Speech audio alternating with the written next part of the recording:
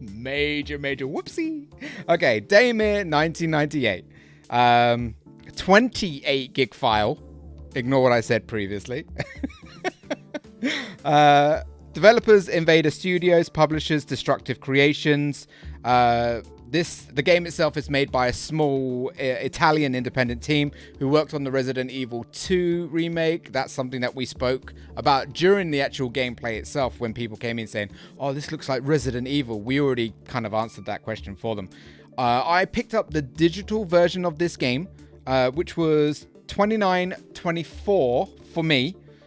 Which is probably going to be the same for everyone else itself.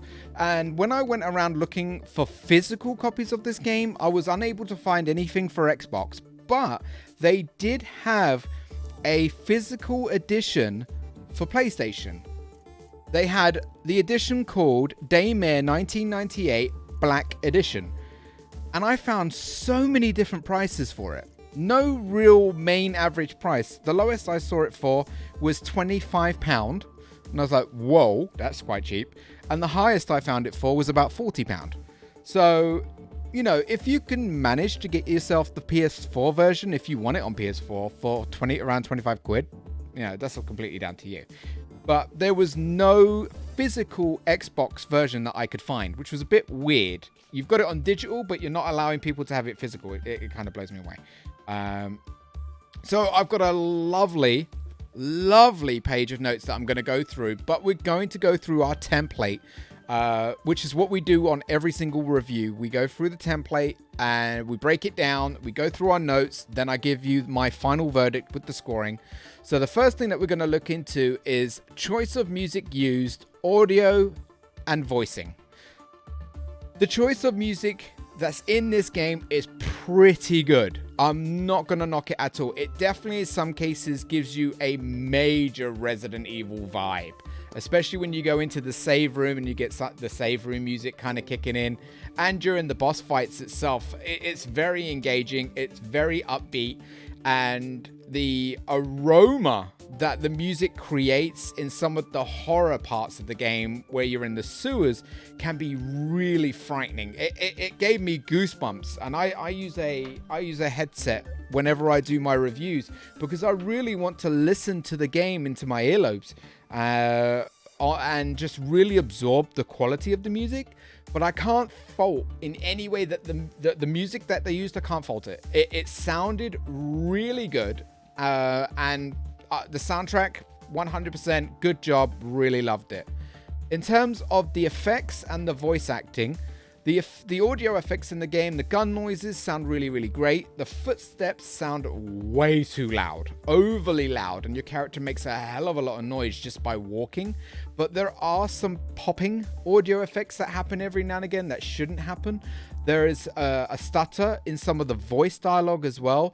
And the voice acting is super cheesy. I mean, it's hella cheesy. And I don't know if they did that on purpose to cater to the 90s games that this game gets a lot of its inspiration from, or it was just terrible voice acting, like really bad, like reading from a script bad. And I'm gonna judge this game based on them doing the voice acting the way that they did it on purpose. And if that's the case, I think they could have done a much better job with the voice acting. It came across as, like I said, really cheesy and just a lack of emotion. There's a very emotional scene within the game itself, and from the character that you're playing as when he has his breakdown, it's just not there. It doesn't feel, there's no connection, and it doesn't feel real, and it's kind of a shame because it was quite a gruesome scene, and I expected to at least see that connection between the two characters and feel the emotion of the voice acting. And throughout the whole game, it was super cheesy cheddar cheese layered with melted cheese, layered with nice, blue cheese. But in terms of the audio effects within the game, yes, the guns sounded great, the monsters sounded great, but there was a lot of audio popping within the game itself. There was stuttering from some of the audio as well.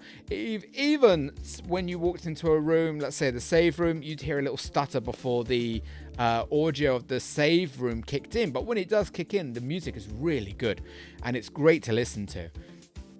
Graphics, texturing, and weather effects. Now, graphics do not remove points off of my reviews unless the graphics are done badly. And what I mean by that is, do you see pixelation? Do you see screen tear?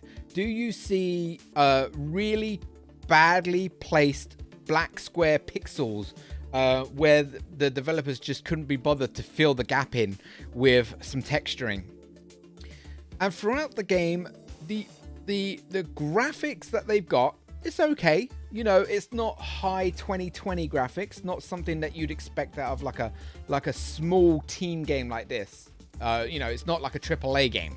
So you don't see over-the-top graphics being used here. But the graphics, you know, they work. They work quite well.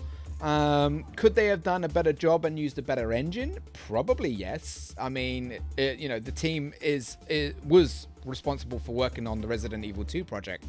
So they could have maybe utilized the same Resident Evil engine, and this game would have looked absolutely stunning if that was the case, because the Resident Evil engine that's being used right now by Capcom on the remake of 2 and 3 looks absolutely amazing. It really does, and I have to give them credit for that.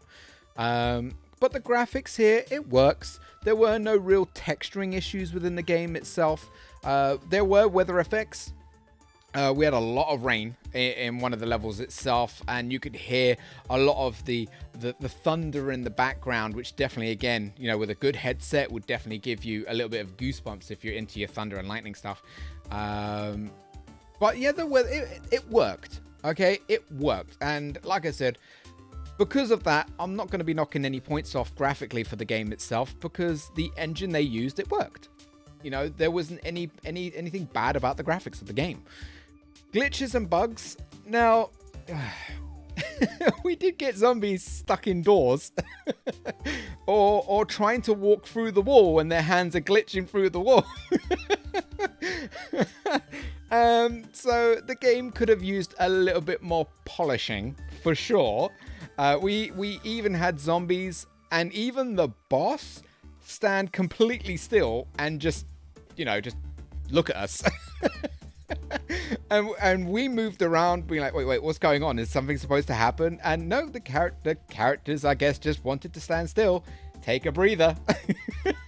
So there definitely needs to be a little bit of polishing out on the AI mechanics. But other than that, it works quite well for what they have to offer. Just a simple comb over would be really, really, really good. Gameplay and mechanics. There are 3 difficulties within this game itself. You've got Daymare difficulty, which is pretty much the hardest difficulty of the game. You've got normal, and then you've got easy. And then you can turn on assist aim on or off. You can choose that. You can have it on if you want to, or off if you want to. The game does a grading system very similar to Resident Evil itself. So it monitors how many times you dies. And it monitors your speed in the game itself, how quick you are from starting the game to finishing the game. But the gameplay, it plays out quite well. The mechanics are very, very, very, very iffy. The aiming mechanics are quite bad in this game. I'm not going to knock it. And I think that's a big area there where they could have definitely improved themselves on. And even the moving around, it feels very stuttery in a way. It's not smooth and fluent, and I think that's where they could have spent a lot more of their time to polish that mechanic up itself.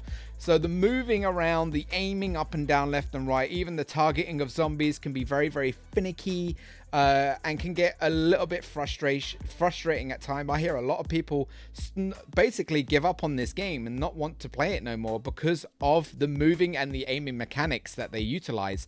And I do agree that those 2 parts, the movement and the aiming, are the worst 2 things about this game.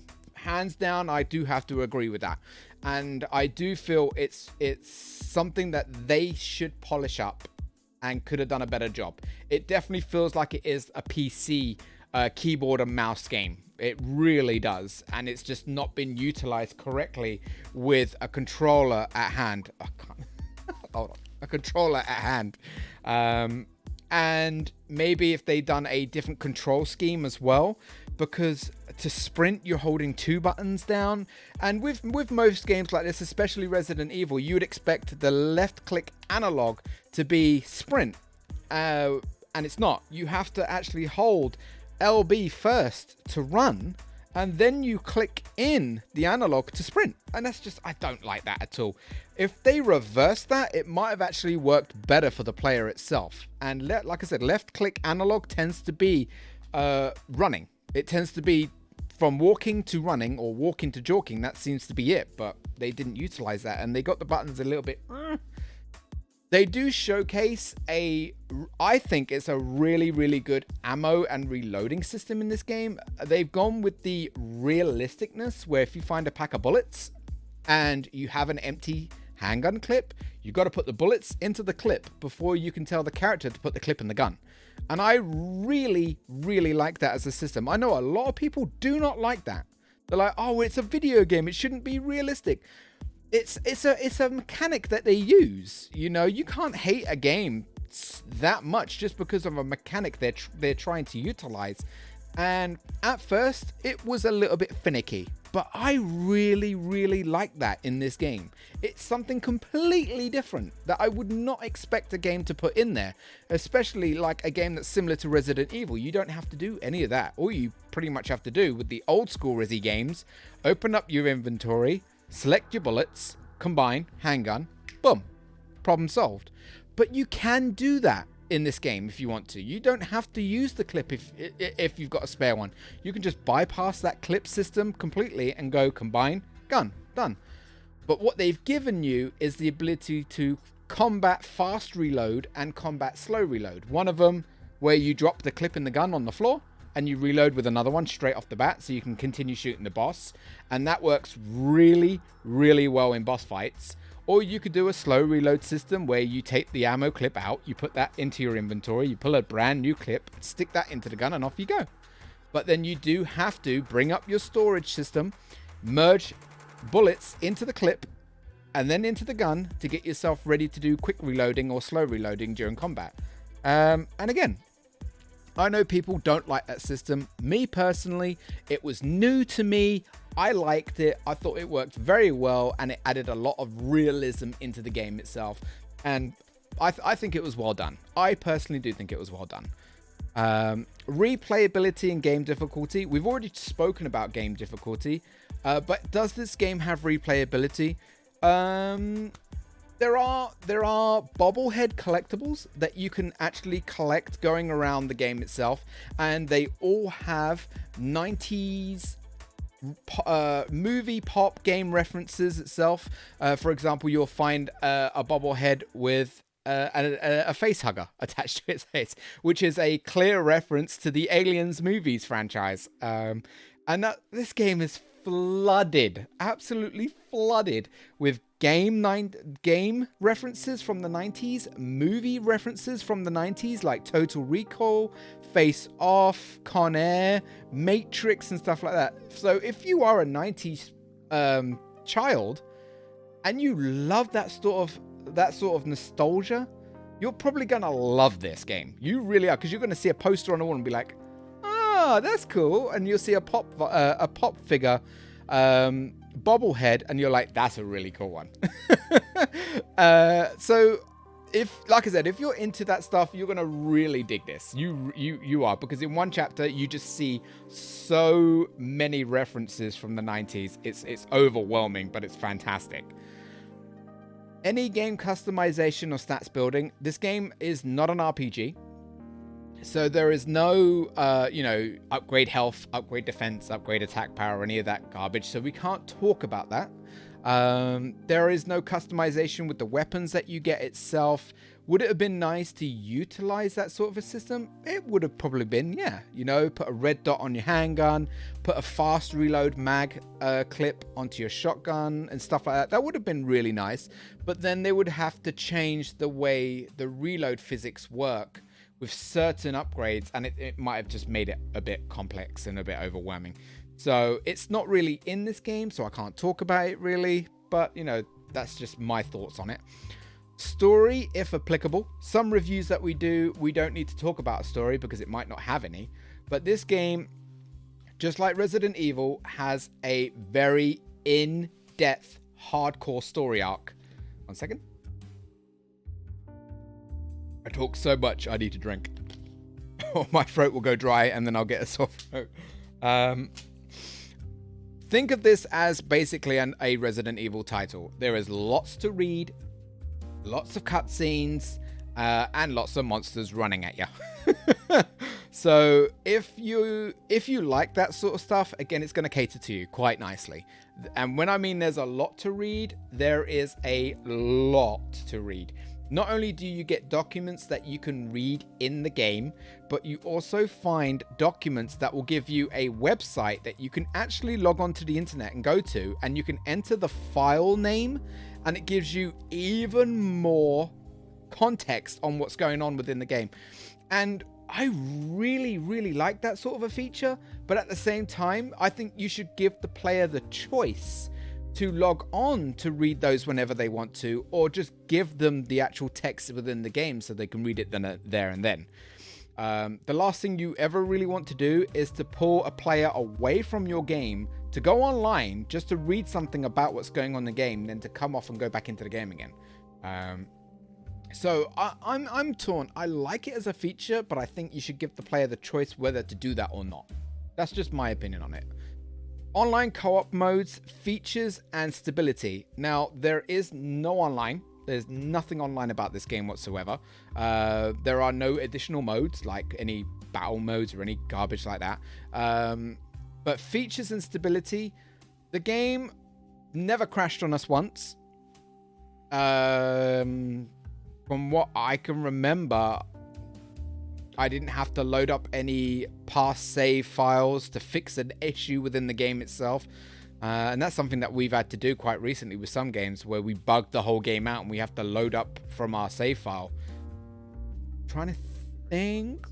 Throughout these 15, 16 hours of the game, I cannot recall any time, any issue within the game that caused me to shut it down or have to reboot it, or getting crashed and booted to the desktop menu itself. So this game is stable in my opinion, and it worked pretty well. I'm not gonna lie, it worked pretty well for a 16-hour length of gameplay. I was trying to find everything and anything in the game to get 100% if I could. Purchase price versus digital price and value of content. We've already spoken about the prices. Do I feel, most importantly, this game has value over content? I paid $29.24 with it, and I'm going to say 100% yes. 16-ish hours of gameplay for under £30. I feel that there is definitely value for content there. 100%, I really, really do. And at present, there are no DLC or anything like that right now. They may launch some extra DLC content and stuff like that in the future. But when I checked the marketplace, and I'm going to check actually right now just to make sure that I'm not talking crap, I didn't see any additional content. 2 seconds, and you guys can see this as well. Daymare, no, down. Trailers, features. Nope, nothing there to say anything added onto it whatsoever. Nothing. Nope. And scene switch back. So that's everything in terms of the review template, but we're also going to go through everything that I've written down to add to this review itself. So close the review template down because I don't need you no more. Capcom could have helped with the project itself. If Capcom didn't help at all, I feel it could have been in their best interest to actually get involved with this project, because this game was quite good, and with a little touch up with Capcom magic, this game could have been phenomenal, especially if they utilized the Resi Evil engine and also the movement and shooting mechanics from the remake of Resi 2 and Resi 3. Because that was my biggest complaint about this game. The movement mechanic and the aiming mechanic were really badly done, and it can cause people to lose interest quite quickly. So if Capcom could have gotten involved and actually fixed that or done that with them, whoa, this game would have been good.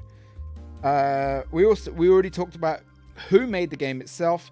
System of adding bullets into your empty clip, we spoke about that. The moving, sprinting, and jog buttons should have been switched. We've already spoken about that. In-game website data allows internet use to add more context to the game. Does this take away from the gaming immersion? We've already spoken about the web links found. Janky aiming system. Forced progression. Oh, this is something that irritates the shit out of me. This game at some points has forced progression when it shouldn't have it. And I'll explain this. This won't be that much of a spoiler, though. This won't be that much of a spoiler. At a certain point, you're running out in the streets, and you have to go from house to house to house to house to avoid the gas that's in the streets, because your gas mask will only last a certain amount of time. Now, if you run through from one house to another, the game will not let you leave that house you've now entered. You can't go back outside and pick up all the things that you left out there. The game won't let you do that. But in a lot of the areas, the game allows you to go back and forth as you want. And it just really doesn't make any sense. There should be no reason why I can't go back through the door I just came through, just to go pick up all those items I left behind, and then go through the house and continue my journey onwards. I don't like forced progression, and it does not belong in games that are like this, in my honest opinion. You know, when you play Resident Evil, you don't get told you can't go around certain pathways that often. It really never happens. And something like this just annoyed the hell out of me. It really did, because I wanted to go back out and pick up all the other things, but it was like, you can't go, I shouldn't go back that way, but I wanted to. I just don't like being told what to do in a video game, I guess. I'm that stubborn. 25 meter detail draw distance. Now, this is the engine that they used showcased this quite badly. Now, when we were outside, we could test how big the draw distance is. And the draw distance is the distance where the game loads in the detailing, like shrubbery, grass, bushes, hedges, and stuff like that. And we calculated around about a 23 to 25 meter draw distance in this game, which is not that far, to be fair. And we're in 2020. Draw distance should not really be a thing for a game like this. But then again, in Resident Evil 2 Remake and in Resident Evil 3 Remake, there is also a draw distance, but it is less obvious. In this game, it's hella obvious. So I think they could have done a better job with the draw distancing and utilized the power of the Xbox One X or the PlayStation 4 Pro or whatever to increase that draw distance over a larger scale, or just improve it so much that you could barely notice it. Voice acting, we spoke about it. Poster Easter eggs, we spoke about it. Audio popping, spoke about it. The map system itself was okay, but I didn't like the fact that when you were out in the streets, instead of labeling what street you're on the map, it said that you were on a floor level. At one point, I was by a water fountain outside, and it said I was on floor level 3. That doesn't make any sense. I'm outside. How can I be on ground level with the floor and yet be on level 3? Floor level 3. It doesn't make any sense. So I feel that they could have done a much better job with that system itself. Just instead of having level 3 as a floor, just put the road name. And it, to me, would have made way more sense. So I can say, okay, I'm down this road trying to do this puzzle, and I can't figure out this puzzle. It makes more sense, in my opinion, than having a floor level. The game spawning in zombies in the sewers that never existed. I don't get that. I really don't. If you're going to have zombies get up and then attack the player after certain actions are done within the game, like I solve a puzzle, just spawn the zombies outside the door and have them on the floor. Don't just spawn them in out of thin air just because a player solved a puzzle.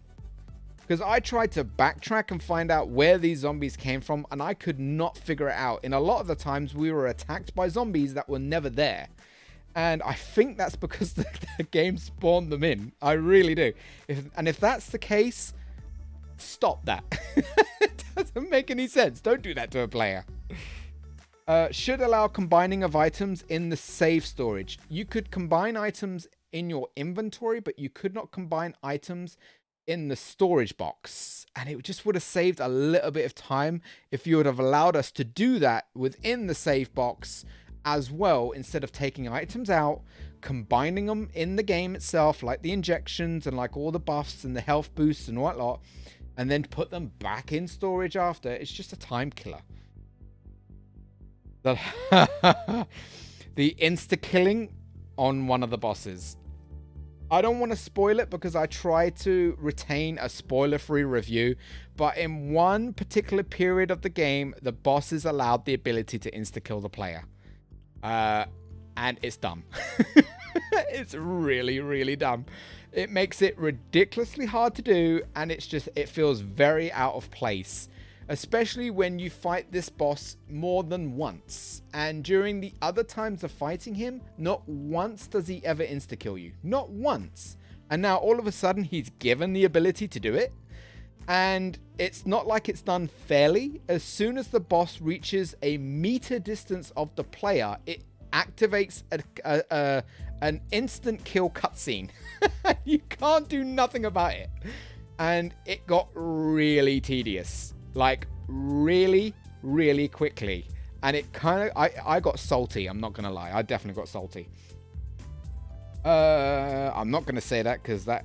Well, yeah, there is some cliffhanging in the game itself, which could fuel the possibility of a sequel. Maybe Daymare 2000, I don't know. But there was a good cliffhanger. That's all I'm going to say. Infinite ammo during boss fights is a nice touch. Because of the reloading system that they utilized, it would have made boss fights ridiculously hard. So they give the player the ability to go around and pick up ammo from storage dumps, and I think that's nicely done. If they didn't utilize that system, it would have made boss fights so hard. And the player would have just ended up getting super frustrated and probably just would have quit playing the game, to be honest. So I have to give them credits. What they did there is a nice touch. No new game plus. Games like Resident Evil, they offer the player new game plus, where they get to carry all their guns and all the ammo and stuff like that. Or, you know, you can unlock things in Resident Evil, so when you play new game, you can go to your storage box and find, you know, a nice brand new Desert Eagle in there waiting for you, or run around with an unlimited ammo shotgun or an unlimited ammo handgun. This game has nothing like that at all. Once you've finished with your game, you start a brand new game and you don't have anything that you had in your previous run. Could they have done that to increase the game's replayability? Yes, they could have done that, which will give the player more fun time with certain monsters. But what it also does is give the player more time to search around for anything they might have missed when they don't have to worry about ammo and stuff like that. So I guess they could have done a new game plus. Personally, I think they should have done it. That's everything on here and on the review notes. And I've got to be honest with myself. After playing Resident Evil Nemesis and reviewing that, and then going to a game like this, I've got to be honest. I had way more fun with this than I did with Nemesis. I'm not gonna lie. I am not gonna lie.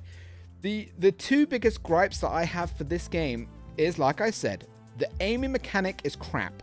The movement mechanic is crap. The running is done badly. So you should be able to switch the buttons around, or just use the exact same system. that Resident Evil used. You know, that worked quite well, to be fair. But when you left click the analog in, you should be able to go from normal walking pace to jogging pace. And then the LB button at the top could be then sprint. That would have worked better than the other way around. But this is where it's going to get hard. Do I score this better than Nemesis? Or do I not? I've got to be honest. Nemesis was a complete letdown. Nemesis was a complete and utter letdown. But this game does a lot well and does some things quite badly. If this game would have utilized Capcom's movement system and aiming system, this game would have been really high tier. Really high tier, especially as well if they used the same graphics engine as well. That would have definitely made this game hella good. Especially if you would have added as well just a little bit more variety with the monsters itself. You know, maybe some zombie dogs just to upset people who don't like zombie dogs. So scoring. Is this game worth picking up right now? In my honest opinion, at the price that it's at and what the game has to offer you, yes. I am going to say this game is worth picking up now. Now the scoring. Daymare 1998, in my honest opinion, has way more content, way more to do than Nemesis does. Thus, in my eyes, makes it a better game. Because there's way more content and way more to do. The scares were real. The scares were real.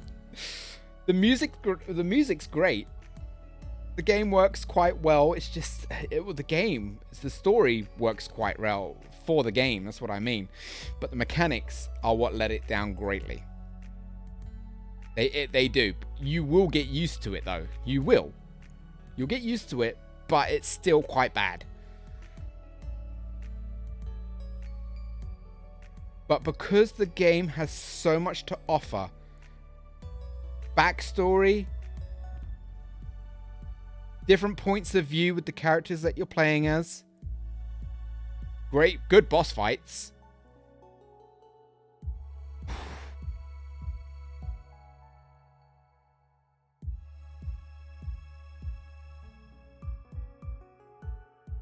But this is a hard one.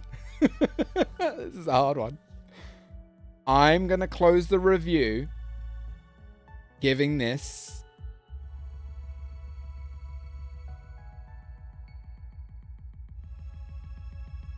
wow, this is hard.